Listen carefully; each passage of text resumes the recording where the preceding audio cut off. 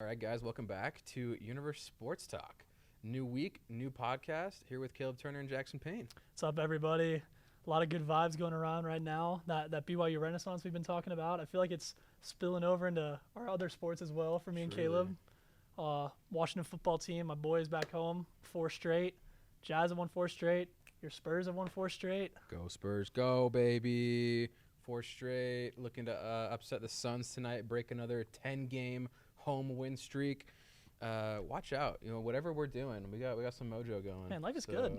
Life is good. We got soccer playing in the national title game tonight. Coach Rockwood going to take it home. Let's go, ladies. Let's get it done. National championship game, man. So this is the first time that this soccer program had ever even made it to a Final Four, let alone a championship game. So they're in uncharted territory now. First time on the big stage playing Florida State, who is the #1 team in the nation.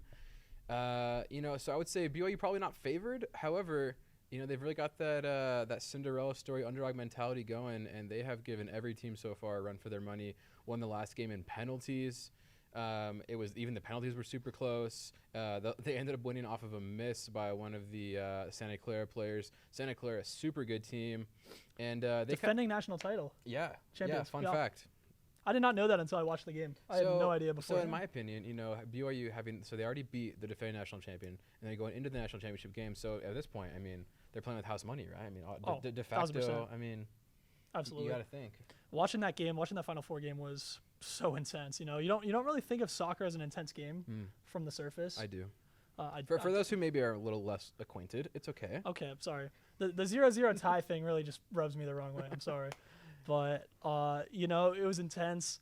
Those last few minutes really especially just could not handle that. Me and all my friends had the game on. So we had the Jazz-Celtics game on. We had Suns-Warriors. And we had the soccer game on. And the most exciting game was the soccer game. Yeah.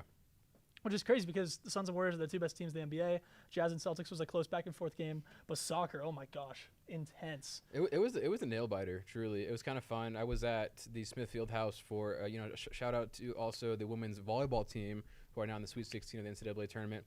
I was at their game Friday night, and afterward. Friday night.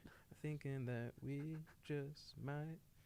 At their game at Smith Fieldhouse, afterward, there were not many people waited around or stayed after because I don't think they realized what was going to happen. I think it was mostly the cleaning crew actually. Afterward, they put the game up on like the big screen at the Smith Fieldhouse, and that's where I watched the penalty kicks at. It was really awesome. That's clutch. Yeah. It was the one thing I worry about for soccer going into tonight is stamina. Yeah. Because they just played 110 minutes against Santa Clara. So they played the 90 minutes of regulation, 2 overtime periods, and then they had to go to PKs. So they got to be just drained, For sure. But a day of rest yesterday. A day of rest. Shout out. Shout out the Sabbath. Sabbath is a delight. Sabbath is a delight. Glad they pointed that out. A great BYU squad. Absolutely. So hopefully they got their rest in. But it's a valid point. They have played a lot of minutes, especially some of those, some of the bigger players. You got like Jamie Shepard, Michaela Coulihan, Olivia Wade. I think they played pretty much the entirety of those 120 minutes or 110 minutes. The one thing that helps them there is Coach Rockwood has always talked about being the best conditioned team in the country. They are high motor all game. Yeah. They press on defense. When you watch them play, they're pretty much always on the opponent's side of the field. They're always in their territory. Probably 10% of the game are they having to defend in their own territory. So they just hustle like crazy. They pick up every loose ball, and it's fun to watch. They got a lot of energy, high motor, and so when you go into those longer stretches, 110 minutes plus PKs, you're prepared for that just because you've been going that hard the whole game. You're gonna get tired obviously, but best conditioned team in the country, so you gotta have some faith there, I guess. As Brecken Mozingo and other players in the team have put it, they're dogs. Dogs. Team of dogs. Dogs with a W. So they've got it in them, that's for sure. And like you mentioned, they play just their style of play. They play a lot of their game in the attacking third, on the other side, on the side of their opponent, right? And I think Santa Clara kind of anticipated that a lot, and they sat back, for lack of a better term, kind of parked the bus, right? And really made sure that they knew BYU was going to be attacking all the time, so they were like, all right, we're going to be prepared once they get here. And, hopefully they can maintain that aggressive attacking style going against Florida State. I don't know if, yet to be seen if Florida State will try to do this a similar thing as Santa Clara, kind of sit back, defend, make sure that those chances don't make it into the goal, or do you fight fire with fire and really go after it, kind of stay on the offensive as well? Could be in for a shootout if that's the way it goes. We didn't get any goals in regulation last time, 0-0 as Jackson said on Friday, or was it Friday or Saturday? No, I can't remember. Friday, right? Yeah. So hopefully, at least hopefully we get some goals in regulation. We'll see. Yeah. Because man, that always helps to win. And the Cougars have been piling them on though. I mean, they scored I think like 10 or 11 goals in their first 2 tournament games. Murderers row is absurd. Is what you'd call them. I mean, they clap their opponents every time. They're always in the net. So hopefully they can get it done tonight against Florida State. But I feel like another thing that benefits BYU is Florida State is the number 1 team in the country. They were supposed to be there. They're supposed to win the national title. You would think. They were in that title game last year. Santa Clara beat them in PKs.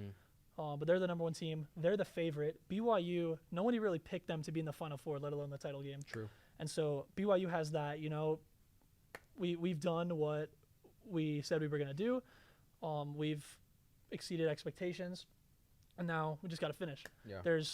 I feel like the pressure's got to be on Florida State because you look at BYU winning dramatically in double over in PKs and BYU having that explosive full send style offense where they're scoring like crazy. If I'm Florida State, I'm feeling the pressure for sure. BYU they got the mojo. They're gonna get it done. I can feel it. It's super exciting. We got there, as we mention all the time. All the sports are great here at BYU. We already had a couple national champions in cross country, individual champions. I mentioned to somebody because I happened to be at that volleyball game, and I mentioned to somebody else. The men's volleyball team went to a national championship game. Was it just last year? I think just this last year. They've been to a few. Right. No, they have been to a few, right? It's a little different, especially with this being kind of uncharted territory for the women's team, having not been here, whereas with the men's volleyball team, they have gone to those. They have won a national championship before. There are a lot less teams in men's volleyball as well. And so, you look at a sport like women's soccer in the NCAA, hundreds of teams. Every college has a women's soccer team, right? Just about, I would say. Yeah. Super, super competitive. So to get to this point, especially when you haven't done it before, a great achievement. So we just, applaud for what they've done this far. And like Jackson said, obviously they're hungry for more. They were not satisfied getting to the Sweet 16 or Elite 8. They really wanted to make it, or even to the Final Four for that matter. So, balls in there on their side of the field. Sure is. I mean, it won't be much tonight. It's always true. on That's the true. opponent's side, but I think part of the reason why this feels so cool to have, because I think my freshman year volleyball went to the championship game. I know women's volleyball went to the Final Four my freshman year. Yeah. Men's volleyball, they've played in a couple title games, but I think part of the reason why soccer is such a big deal right now is it's the fall. The fall is like the prime sports season. You got football going on, you got women's volleyball going on. People are back. It's the beginning of a new school year, so people are stoked. And soccer being part of that is a huge part of that. Whereas you get in the winter, it's a bit less happy originally, and until the tournament comes around for basketball. But I think that's a really, really good point. Just maybe a little bit less energy. We saw, it was really cool. They ended up putting out a compilation video of all of the other BYU teams watching soccer win in penalties. So that alone just shows you, like Jackson said, in the fall, and especially right now in BYU athletics, there's like that certain energy, and everyone's cheering them on. So I think right now, especially with the Big 12, with a lot of wins just kind of piling up, no loss November, everything is kind of coming together at the right moment. Whereas in other sports that might not be the case, but this is truly right place, right time, right team, right group of women. So it's super exciting. They're doing a watch party in the Marriott Center. We're gonna be there in a couple hours. It'll be super fun. But before we, that's not all we're talking about on this pod. I think we're gonna try and cover some other stuff as well. We got lots to talk about today. But go women's soccer. Go women's soccer. Watch the game. Coach Rockwood, get it done. Support the squad. They're fantastic. So stoked. I mean, anytime you play for a national title and BYU gets on a national landscape like now, I mean, that's huge for the brand. And we've talked about that. It's the renaissance for BYU athletics. This BYU brand is going crazy right now, and soccer winning a national title would be kind of a nice culminating moment for them. So totally, yeah. And speaking of some of those other sports that we saw witness the win. You know, men's basketball was watching it in their hotel lobby. Women's basketball, they played up to the U. They were watching in their hotel room. Apparently got a noise complaint because they were cheering so loud for the women's soccer team. That's stoke right there. But big dubs for them as well. Both women's and men's basketball winning on the road over the weekend. Women against Utah, men against Missouri State. Yep. So, you know, big time for those programs as well. Men did get bumped down a little bit in the rankings to 24, but the women are up to 16. So yeah, we haven't talked since the UVU game for basketball. Yeah. Undefeated season came to an end. Unfortunately. To defend the UVU loss, let's. Well, before you dive get into that there, real so you quick. mentioned undefeated season. Somebody got on us. So the headline for our story about the UVU loss was that the undefeated season got derailed. And they were like, oh, a little early to be calling an undefeated season. Well, that's literally what it was. Up until, I mean, they're undefeated until they lose. So what else do you want us to call it, right? I mean, They were it was an undefeated season. They were among the 15 final undefeated teams in the country. Yeah. I mean, Duke lost before that. Gonzaga lost before they did. Obviously, they lost to Duke. A bit different than losing to UVU, unfortunately. For sure. But still, you know, you're one of the last 15 unbeaten teams in the country. Yeah. At that point, you can have a little bit of swagger and have a little bit of cockiness, I guess, in saying like, "Yo, we're Yeah. undefeated." For sure. But to defend the UVU loss, real quick, Gavin Baxter tears his ACL first 3 minutes of the game. What is that going to do for the rest of your team? You know, you're going to be a little. It's going to screw with you in the head a little bit. Yeah. Gideon George not playing. That's one of your starters. They could have really used this as his athleticism, especially when Baxter was out. Like you said, most hostile environment BYU will play in this year. It was a bit intense. Those mean green Wolverines. I didn't even know there were UVU fans, so shout out all of you, I guess, wherever you are. My hypothesis is that it was literally only because BYU was ranked number 12.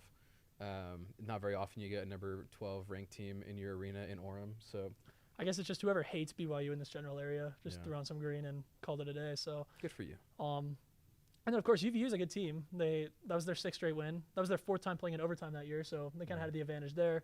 I forget what their big man's called. What his name is? Fardaz Imac. Imac had 20 and 20, NBA talent. You know, he's good. He's really good. He's good. And when Baxter goes down, you don't really have anybody who can guard him. Yeah, especially exactly. And George is gone too. So like in Harvard, so BYU playing at a heavy disadvantage, having to play on the road, hostile interstate environment. In-state rivalry, hostile environment, playing without a few key pieces.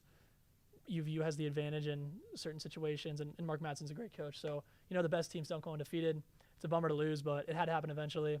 Couldn't have happened to a better guy. I mean, Mark Madsen is the man. If Mark Pope leaves in 20 years, I hope it's 20 years and I was not going to say, wow. 2 years. I hope Mark Madsen takes over for him because he's a phenomenal coach, and what he's done at UVU has been pretty cool. So, at least it wasn't Utah, right? That's true. At least it wasn't Utah. And speaking of Utah, the women went up to Salt Lake and they beat. You were there for that. What was that environment like? I hate the Huntsman Center. You know, Okay. It's kind of a weird place to watch basketball. It's very the Marriott Center is kind of like steep, and I don't know what the word is. It's like just one bowl, obviously, Right. but it's very wide, spread out. So you feel super far away from the court. This is the Huntsman? The Huntsman, yeah. The media seats are way farther up. So you feel super far away. I felt farther away from the basketball court than I do from the football field when we're at Lavelle. Oh my goodness. Which wow. I mean, it was that bad. But and no media food. I just wanted a Pepsi, man. Unless you just couldn't find it. No, actually that doesn't surprise me because sometimes for women's sports they don't. But yeah, I mean I was just looking for a cooler or something. I just wanted a soda, but unfortunate. It was a cool environment to watch a game at. I mean I wasn't a fan of. I don't like the them. The red, but it was cool. Their crowd, they had a pretty decent crowd for a women's game on a Saturday. That's good. And, you know, credit Utah. BYU was up by 21 in the third quarter. Paisley Harding popped off career high 33 points. Wow. Great game. Shaylee had 22. When your backcourt has 55 points, typically you're going to win. Not going to lose a lot of games that way. However, Utah did climb within 3 with like less than a minute left. Got a little scary down the stretch. Utah started hitting all their shots. Their defense tightened up, but Shaylee made some free throws in the final seconds, and BYU pulled away. So, and Coach Judkins after the game was telling me that they just got tired. They didn't think Utah. They thought they'd already kind of stepped on their necks already. They didn't think they'd come back from that. And credit to the Utes, they came back out and they kept swinging. So, you know, just a nice lesson in not getting ahead of yourself, finishing the fight.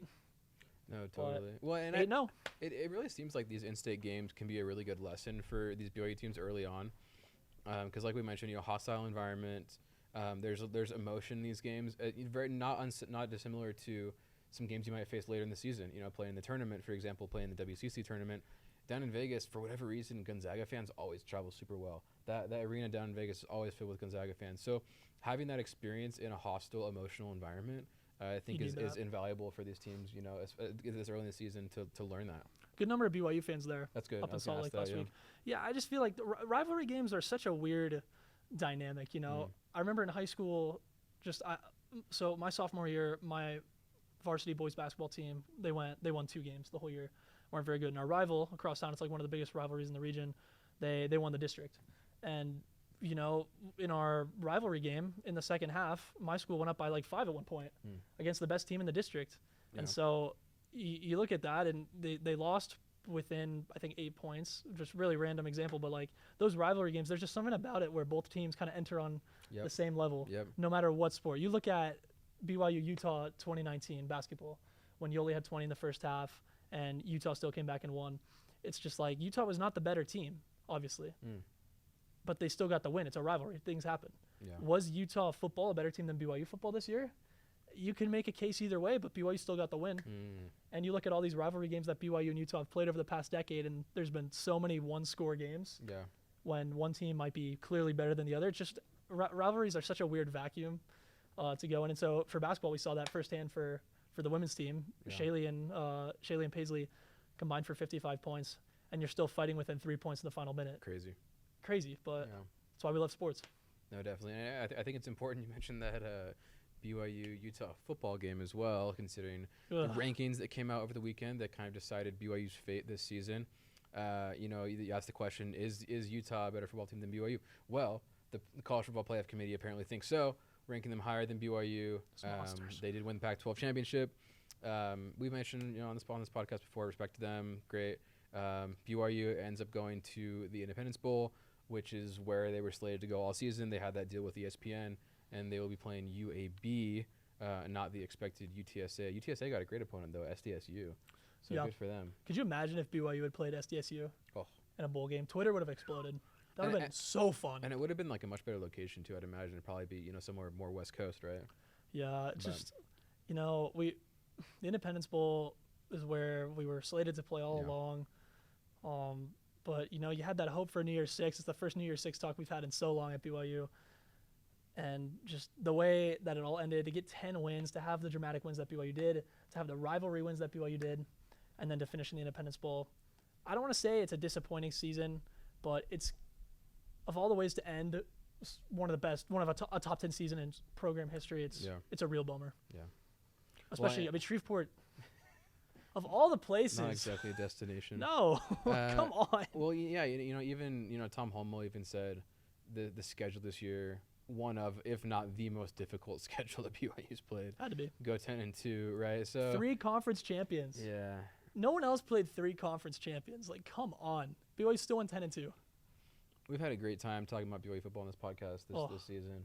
Gonna miss it. Thanks for giving us some great moments. We're still gonna watch that bowl game. Obviously, we'll bring as much information as we can as that comes around. But yeah, kind of an interesting weekend as we've kind of officially found out, what this BYU season meant in the eyes of the people that apparently matter. And it's a little sad to me because you look at Cincinnati this year. What a great story! Go undefeated, make the playoff, first G5 team to play for a national championship since really BYU in '84. No non-Power 5 school has won a national title since BYU in '84. So for Cincinnati to have that opportunity is such a big deal. So awesome. But you thought that maybe what Cincinnati did this year could lead to some more respect for BYU. Not officially being a Power 5 yet, but playing a Power 5 schedule, having the success they did against the Pac-12, against teams like Utah, USC, Arizona State, getting those big wins, and it didn't matter. So no, totally. And it was one of those things too where even if they had won against Boise State, would it even mattered? No, probably not. 11-1 was not going to be enough. It wasn't last year, so. Yeah, I think I saw Jerem Jordan say, this is the case all along, that in order to get into a New Year's Six, BYU had to go undefeated. And that was, you kind of knew that because we always talk about, before the season starts, what happens if BYU goes undefeated, right? Because that's kind of, obviously that's the dream. Didn't happen. It is what it is. Play some great teams. And I kind of asked the question yesterday. This can be kind of like my hot take for the day or whatever. With BYU not making a New Year's Six bowl this year, does that actually help the case to have Kalani Sitake stay longer as the coach? Good point. I don't know. Maybe if they had reached, kind of that pinnacle, if they had reached the New Year's Six bowl, if he sees that as kind of all right, my work is done. I've achieved something that hadn't been done in decades. However, now you get the Independence Bowl, still kind of have that chip on your shoulder. You're waiting to get into the Big 12. I think for sure Kalani stays until the Big 12 now and has to see us through to at least some measure of success in the Big 12, whether that means getting to the Big 12 championship game or winning it. I don't really know exactly what the success would mean there, because obviously it's a whole different situation. But I think this definitely helps the case for Kalani staying here long term and really trying to build something, because they haven't arrived yet. Yeah, and seeing that the Big 12 might have solved this bowl dilemma all along is definitely something that, if I'm Kalani, I go, okay, well, now we see what the path really is. Yeah. Let's go out and do it. Either go undefeated next year, in your last year of independence, or go to the Big 12 and make that splash. But, my question is, if not to get away from the Kalani topic, but had BYU gone undefeated this year, let's say BYU and Cincinnati are both undefeated, does BYU make the playoff over Cincinnati? Because I get that Cincinnati won their conference. I get they played another game, but with BYU's schedule was better. Yeah. Like, Cincinnati beat Notre Dame, but BYU would have beaten Utah and Utah State and Baylor. They would have beat 3 conference champions. Baylor ended at what ranking? 6, 7? 6 or 7, which we said when we watched them against BYU, we were saying they look like a top 10 team, and look what happened. Yeah, I think it would have been close, but I think it would have been the same situation. I think we would have gotten so close and be like, oh, are we going to get in instead of Cincinnati? Just like for this one, we were saying, are we going to get in instead of Michigan State, right? And it would have been the same thing. Fortunate. Cincinnati's in conference, BYU's not. They had the conference championship game, we didn't. So at this point, and Tom Holmoe mentioned it. There's a great interview on BYU Sports Nation this morning. If you haven't seen it, Tom's being really frank about the kind of the situation they're in right now, having to wait for this year and next year, and kind of going through some of these lower profile bowls. And he mentioned, he's had conversations with Kalani. They've talked about, hey, this is our situation right now. In a couple years, it'll be a lot better with the Big 12. So with that in mind, I think even more so, Kalani is staying for a while. And I know at this point, I think we know he is, because a lot of those coaching jobs have been filled, at least for this season. But him and Tom are locked in. He knows what the plan is. He knows that here in a few years that they will have these chances to be a little bit more nationally relevant and have that bigger bowl game. So check out that interview. Tom's been super frank about it. That's just kind of the situation BYU's in right now.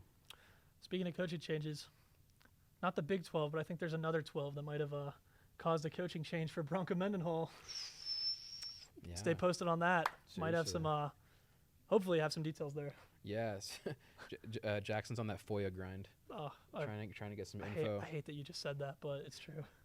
I hate that we had to admit to that. Putting the journalism school skills into practice. It's all about using the tools in your toolbox. Yeah. But so we're trying to find sorry to speak in code here. For those who don't know what FOIA is, Freedom of Information Act. It's how you can get documents from public entities, I guess you could call them. And we're curious about Bronco Mendenhall. He stepped down from his head coaching role at Virginia being a public university. Why did he step down? Looking at, was there a conversation about him possibly going on a mission, being a mission president? He didn't mention that when he said he was stepping down. But I think it's totally possible that now that he has stepped away from football for a bit, that the church steps in and says, hey, now that you've got this free time, you're rich and have free time. Let's put that to use. So right. Who knows? So we looked in to see if we could get a copy of any of his emails.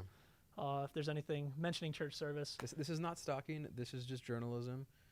This is how business. This is how we found out about last year. There was a letter that Matt Brown got that was directed to Gary Barta with the College Football Playoff Committee, which we also foiled Gary Barta to see if there's any BYU info out there. So we got the infamous Gary Farta. So putting those government tools to good use. We're always on the lookout for those scoops. We truly, whether it be President Mendenhall or Gary Farta. So super excited for that. But what a year for BYU football. a bit disappointed to go to the Independence Bowl, but it's another time. It's another chance to play. It's another chance to win. They've had, and it's cool too, because like BYU's played a pretty demanding schedule.